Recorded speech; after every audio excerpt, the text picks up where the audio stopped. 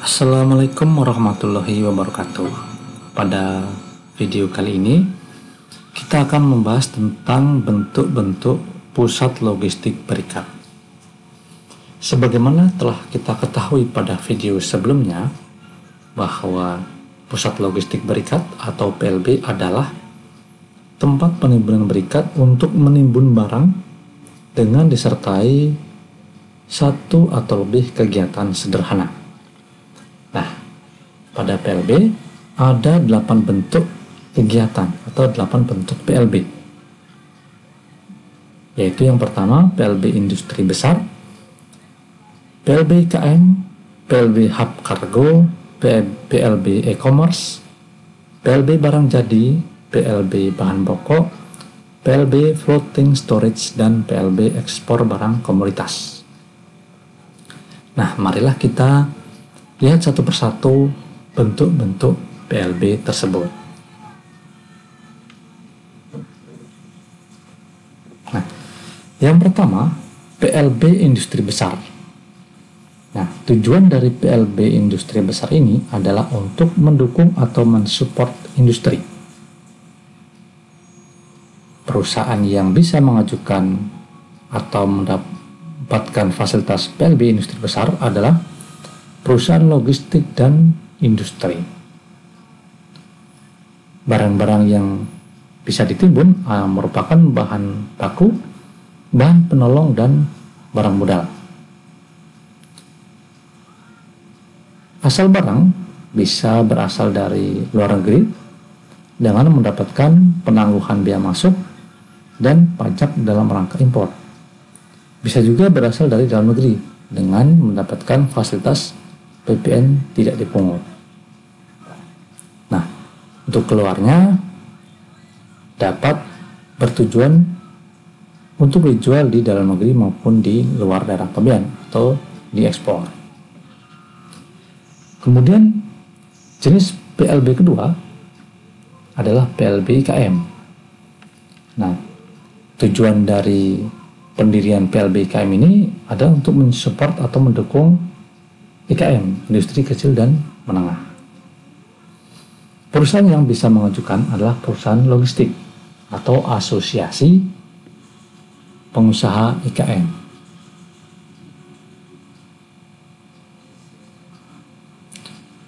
Barang-barang yang dapat ditimbun berupa bahan baku, barang penolong maupun barang modal dari luar negeri maupun dari dalam negeri. Nah, penerima barang jika ditujukan ke dalam negeri dapat berupa importir produsen dan importir umum yang merupakan pengusaha IKM. Kemudian jenis PLB yang ketiga adalah PLB e-commerce. Nah, tujuannya didirikannya PLB e-commerce adalah untuk menimbun barang-barang yang merupakan hasil dari transaksi e-commerce.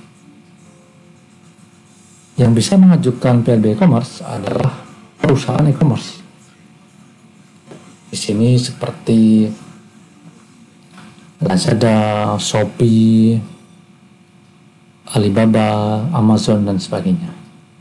Nah, barang-barang yang dapat ditimbun adalah seluruh jenis barang yang lazim diperdagangkan di e-commerce, kecuali barang kena cukai. Pada PLB e-commerce dilarang ditimbun barang kena cukai. Nah, kemudian fasilitas yang didapatkan berupa penangguhan biaya masuk dan pajak dalam rangka impor. Nah, konsepnya adalah barang-barang tersebut dimasukkan dari luar negeri ke dalam PLB e-commerce. Nah, ketika laku dibeli oleh konsumen, penerimanya di sini adalah end user atau pembeli online, baru dilakukan pembayaran biaya masuk dan pajak dalam rangka impor. Namun perlu juga diketahui bahwa di PLB ini tidak dipersamakan dengan barang kiriman yang mendapatkan de minimis threshold ya. Seperti barang kiriman pada kantor pos mendapatkan fasilitas pembebasan $3 Sedangkan di PLB e-commerce tidak terdapat aturan tersebut. PLB berikutnya adalah PLB barang jadi. Nah, tujuan dari PLB barang jadi ini adalah untuk mendukung industri dalam negeri. Yang bisa mengajukan PLB barang jadi adalah perusahaan logistik maupun importer umum. Barang-barangnya misalnya seperti MMA atau minuman mengandung etil alkohol dan barang-barang lain yang mendapatkan rekomendasi dari instansi teknis terkait. Jadi PLB barang jadi ini adalah pusat logistik berikat yang menimbun barang hasil produksi atau barang yang bukan bahan baku. Ya, jadi hanya sebagai tempat penimbunan disertai dengan kegiatan sederhana terhadap barang-barang jadi tersebut. Tujuannya adalah untuk menimbun kemudian dilakukan ekspor keluar daerah pabean. Kemudian PLB berikutnya adalah jenis PLB hub cargo. Nah, PLB hub cargo ini bertujuan untuk adanya kegiatan transshipment. Ya, jadi yang bisa mengajukan adalah perusahaan logistik atau maskapai penerbangan. Nah, barang-barang di sini merupakan barang-barang berasal dari luar negeri, kemudian dilakukan transshipment di PLB, kemudian setelah itu ditujukan ke luar negeri. Jadi dia hanya transit, hanya mampir sebentar, diberikan penangguhan biaya masuk dan tidak dipungut pajak, kemudian ditujukan kembali ke luar negeri. Jenis PLB berikutnya adalah PLB bahan pokok. Nah, tujuannya di sini adalah untuk menjaga stabilitas bahan pokok. Makanya yang bisa mengajukan adalah perusahaan logistik, bulog, dan importir. Barang-barang yang bisa ditimbun adalah barang-barang kebutuhan pokok. Ya, kita mengenal 9 bahan pokok atau mungkin barang strategis, ya. Nah, pada barang tersebut diberikan penangguhan biaya masuk dan tidak dipungut pajak dalam rangka impor. Nah, dari situ nanti bisa dikeluarkan ke dalam daerah pabean maupun luar daerah pabean. Jenis PLB berikutnya adalah PLB floating storage. Nah, ini sifatnya bertujuan untuk mendukung industri logistik di laut,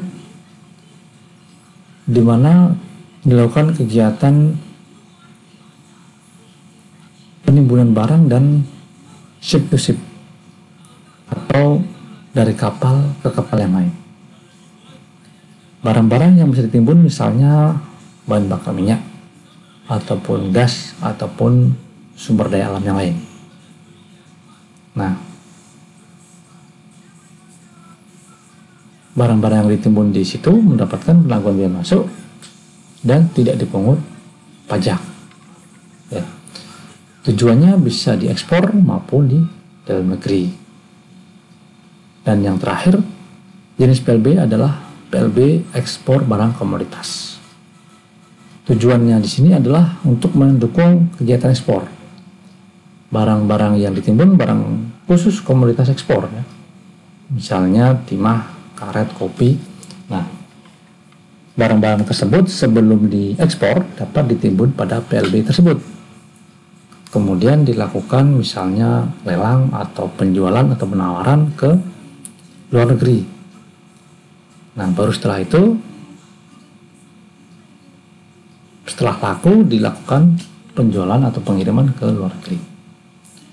Demikianlah jenis-jenis PLB, ya, ada 8 jenis PLB yang mendapatkan fasilitas dari Direktorat Jenderal Bea Cukai. Terima kasih. Wassalamualaikum warahmatullahi wabarakatuh.